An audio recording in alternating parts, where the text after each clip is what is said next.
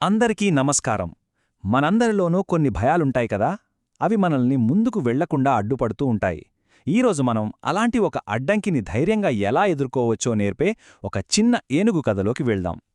ఈ కథ మనందరికీ స్ఫూర్తినిస్తుందనడంలో సందేహం లేదు. అవును, భయం. అసలు మన జీవితంలో దీని పాత్ర ఏంటి? అదొక అడ్డంకా, లేక మనల్ని కాపాడే కవచమా? ఆలోచించాల్సిన విషయమే కదా. సరే, ఈ ప్రశ్నలన్నిటికీ సమాధానం మనం ఇప్పుడు వినబోయే కథలోనే దొరుకుతుంది. సరే, మన కథలోకి వెళ్ళిపోదాం. ఈరోజు మనం నేర్చుకోబోయే పాఠం మిథు అనే ఒక చిన్న ఏనుగు కథ. మిథు ఓ పచ్చని, దట్టమైన అడవిలో ఉండేది. చూడ్డానికి చాలా ముద్దుగా ఉండే ఒక చిన్న ఏనుగు పిల్లన్నమాట. అయితే ఈ చిన్న ఏనుగుకి ఓ పెద్ద సమస్య ఉంది. మిథు మనసు చాలా మంచిది, ఎవరికైనా సహాయం చేయాలని తపన పడుతూ ఉంటుంది. కాని దాన్ని ఒక పెద్ద భయం వెంటాడుతూ ఉండేది. ఎంతలా అంటే దాదాపు ప్రతి చిన్న విషయానికి అది భయపడిపోయేది. ఆ భయం ఎలాంటిదో తెలుసా? ఎక్కడైనా ఒక చిన్న శబ్దం వినిపించినా, గాలి కాస్త బలంగా వీచినా, చివరికి ఆకులు గలగలమన్నా సరే అంతే, వెంటనే పరుగెత్తుకు వెళ్ళి ఎక్కడో ఒకచోట దాక్కునేది. ఇక చూసుకోండి, మిథు ఇలా భయపడటాన్ని చూసి అడవిలో ఉన్న కోతులు, మిగతా జంతువులు పాపం దాన్ని ఎప్పుడూ ఏడిపిస్తూ ఆటపట్టిస్తూ ఉండేవి. అలాంటి సమయంలో మిథు వాళ్ళ అమ్మ దానికొక చాలా ముఖ్యమైన మాట చెప్పింది. చూడు బంగారం, భయపడటం తప్పు కాదు, కాని ఆ భయాన్ని ఎలా ఎదుర్కోవాలో ఖచ్చితంగా నేర్చుకోవాలి అని. చూశారా ఎంత మంచి మాటో! ఈ ఒక్క మాటే ఈ కథ మొత్తానికి గుండెకాయలాంటిది. కాని ఆ మాటలో ఉన్న అసలు అర్థమేంటో పాపం మిథుకి అప్పటికింకా తెలియలేదు. సరే, ఇక కథలో ఒక కీలకమైన మలుపు దగ్గరికి వచ్చాం. ఒకరోజు ఉదయాన్నే అంతా చాలా ప్రశాంతంగా ఉంది. మిథున్ నది ఒడ్డున ఆడుకుంటోంది. సరిగ్గా అప్పుడే ఉన్నట్టుండి కాపాడండి, కాపాడండి అనొక ఆర్తనాదం వినిపించింది. అటువైపు తిరిగి చూస్తే ఒక చిన్న కుందేలు పాపం బురదలో కూరుకుపోయి ఉంది. బయటకు రాలేక గట్టిగట్టిగా అరుస్తోంది. ఆ ఏడుపు వినగానే మిథు మనసు కరిగిపోయింది. కాని వెంటనే దానిలో ఉన్న భయం ఏం చెప్పింది? వద్దు మిథు, పారిపో, నీకెందుకు ఇదంతా అని వెనక్కి లాగడం మొదలుపెట్టింది.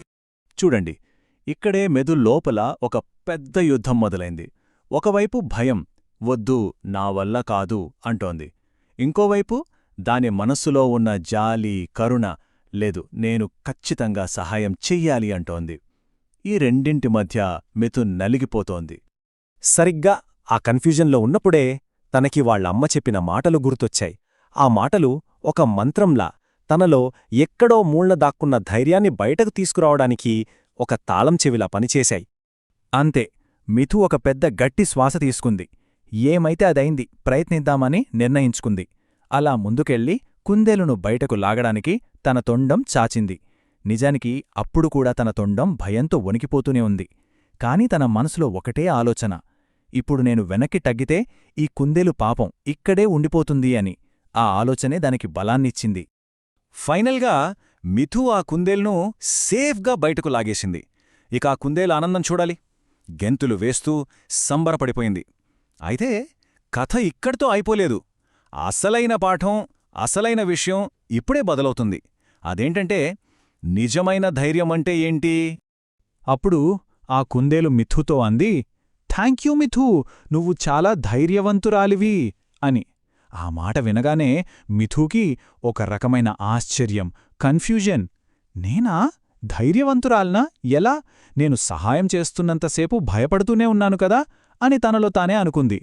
అప్పుడే మిథుకి, మనందరికీ కూడా ఒక అద్భుతమైన విషయం అర్థమైంది. నిజమైన ధైర్యమంటే ఏంటో తెలుసా? మనలో భయమే లేకపోవడం కాదు, భయం ఉన్నా సరే దాన్ని పక్కన పెట్టి చేయాల్సిన పనికోసం ముందుకు సాగడమే నిజమైన ధైర్యం.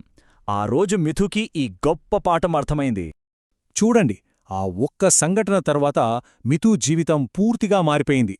దానర్థం తనలోంచి భయం మొత్తం పోయిందని కాదు. భయం ఉంది, దానికింకా భయం వేస్తుంది. కాని ఇప్పుడు ఆ భయానికి లొంగిపోయి దాక్కోవట్లేదు. భయం వేసినప్పుడు ఏం చెయ్యాలో, దాన్ని ఎలా ఎదుర్కోవాలో నేర్చుకుంది.